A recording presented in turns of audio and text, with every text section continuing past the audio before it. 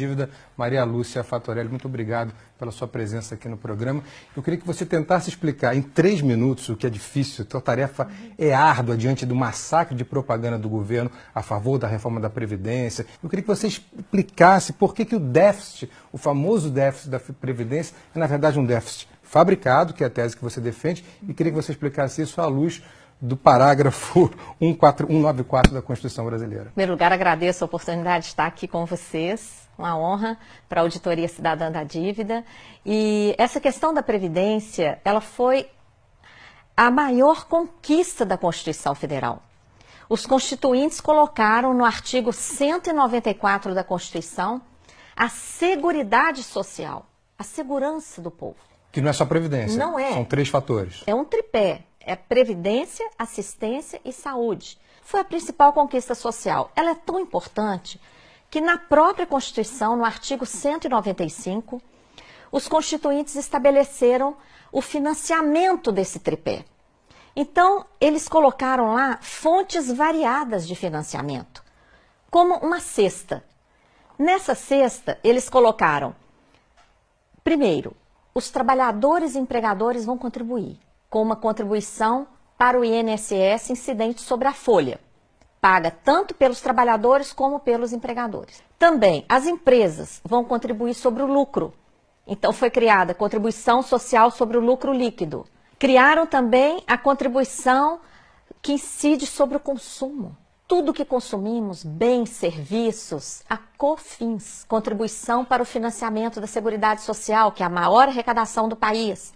Tem também PIS/PASEP, arrecadação sobre a venda de produtos rurais, arrecadação sobre todas as importações e várias outras fontes menores, como, por exemplo, uma contribuição que incide sobre todas as apostas de loterias e concursos pagos no país. Então, se tem tanta fonte de financiamento, por que o governo insiste em dizer que tem o déficit? Como é que ele fabrica esse déficit? Então, ele pega lá dessa cesta, onde estão todas essas fontes variadas, ele vai lá e pega somente a contribuição do INSS.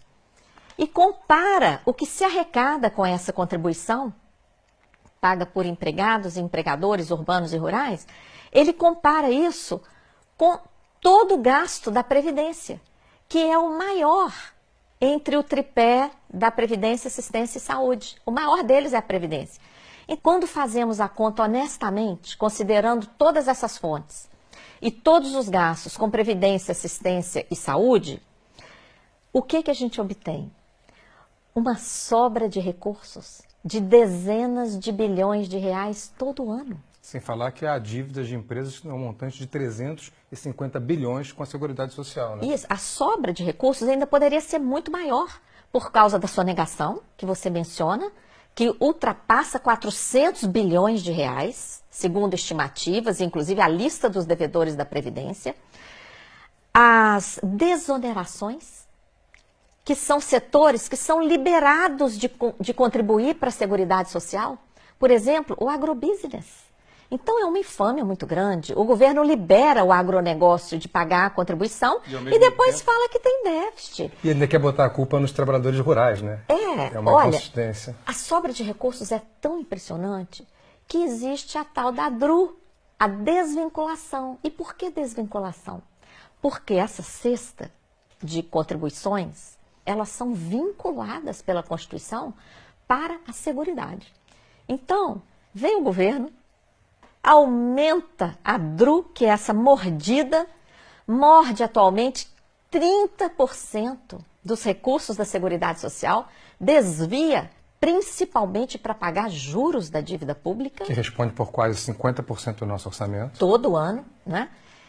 E depois vem falar de déficit? Não. Maria Lúcia, essa explicação dos ovos, né, dos 8 ovos na cesta, é muito boa, porque ela consegue se contrapor a essa propaganda maciça do governo que tenta impor uma visão da reforma da Previdência para o grande público. E, ao mesmo tempo, a grande mídia faz o mesmo, inclusive através de analistas políticos que sempre repetem: a reforma da Previdência é primordial e sem ela o país vai quebrar. Muito obrigado por ter sido tão clara com a gente.